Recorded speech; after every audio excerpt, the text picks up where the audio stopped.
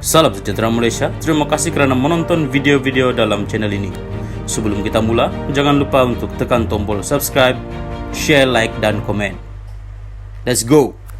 Salam sejahtera dan selamat petang kepada seluruh rakyat Malaysia. Berita seterusnya bertajuk Datuk Roy dibebas dengan jaminan SPRM, ditahan semula berhubung kes lain. Berita penuh. Ahli perniagaan dikenali sebagai Datuk Roy dibebaskan hari ini dengan jaminan Suruhanjaya Pencegahan Rasuah Malaysia SPRM selepas 3 hari disiasat dalam kes yang berkaitan dengan siasatan ke atas program Jana Wibawa. Magistrate Nurliana Hanim Abdul Halim membebaskan Hussein Nasir 54 selepas SPRM tidak mengemukakan permohonan untuk kelanjutan reman lapor utusan Malaysia. Selasa lepas, Mahkamah Magistrate membenarkan permohonan agensi anti rasuah tersebut untuk mereman ahli perniagaan itu hingga hari ini mengikut Seksyen 117 Kanun Prosedur Jenayah.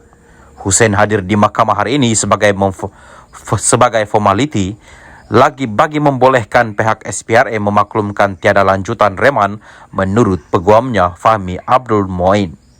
Bagaimanapun, lelaki itu kemudiannya ditahan untuk siasatan kes lain membabitkan Seksyen 16(E) Akta SPRM 2009 tambah Fahmi. Reman tidak disambung pagi ini. Anak guam saya akan ke SPRM Kuala Lumpur bagi proses jaminan. Setakat ini tiada maklumat bila akan dituduh di mahkamah, katanya kepada wakil media. Anak guam saya kemudian akan dibawa ke Ibu Pejabat SPRM di Putrajaya dan pihak siasatan akan mengemukakan permohonan reman di Mahkamah Magistrate esok. Dilaporkan pada Isnin lepas, Hussein dipercayai menjadi perancang utama kes rasuah melibatkan program Jana Wibawa, ditahan SPRM selepas menyerah diri. Siasatan dilakukan mengikut Seksyen 17(E) Akta SPRM 2009, iaitu atas kesalahan menerima rasuah. Program Jana Wibawa diperkenalkan pada November 2020 oleh Kerajaan Muhyiddin Yassin sebagai inisiatif rangsangan COVID-19 untuk membantu kontraktor Bumi Putra. Sekian berita. Salam Malaysia Madani. Salam sejahtera dan salam perpaduan kepada seluruh rakyat Malaysia. Berita panas hari ini dipetik dari Malaysia Kini bertajuk Anwar mahu siasatan LCS mesti diteruskan. Berita penuh. Anwar Ibrahim hari ini menegaskan siasatan berhubung isu pembinaan kapal tempur pesisir LCS mesti diteruskan kerana pendakwaan peringkat awal sebelum ini tidak mencukupi memandangkan ia melibatkan skandal berskala besar dan ketirisan. Perdana Menteri berkata pendakwaan sebelum ini juga tidak bertindak kepada orang yang lebih utama dikatakan terlibat dalam isu perolehan LCS tersebut.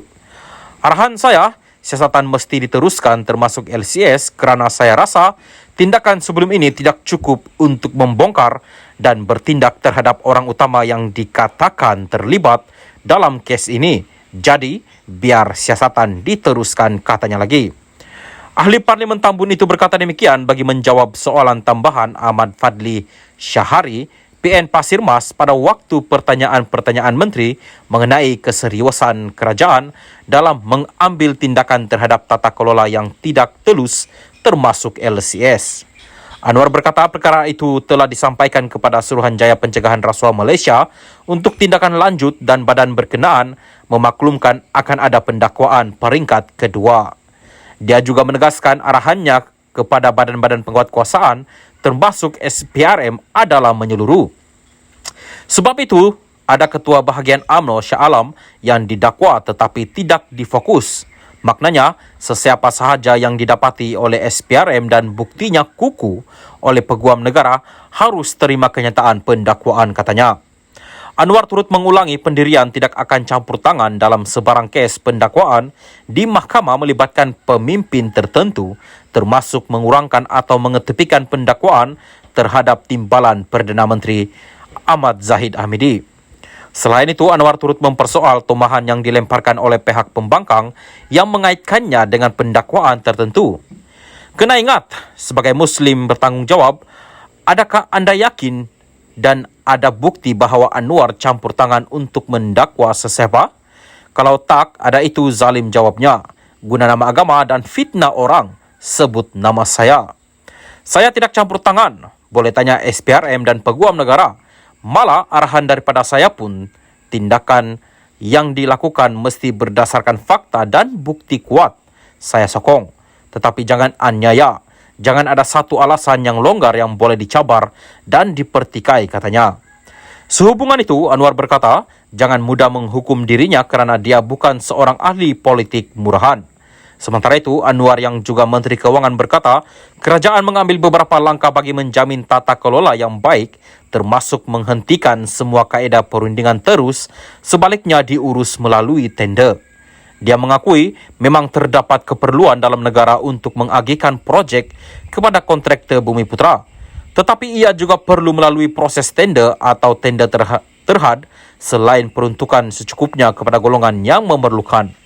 Anwar memaklumkan senarai 475 orang ketua pegawai digital dilantik bertindak sebagai peneraju pendigitalan di agensi kerajaan dalam usaha penambahbaikan tata kelola kerajaan dalam pendigitalan sektor awam. Menurutnya, unit pemodenan tadbiran dan perancangan pengurusan Malaysia mampu turut ditugaskan semula untuk memberi perhatian dari sudut perancangan dan pengurusan tadbir selain menubuhkan jawatan kuasa pemantauan pelaksanaan Cloud Framework Agreement JPP CFA. Sekian berita, salam Malaysia Madani.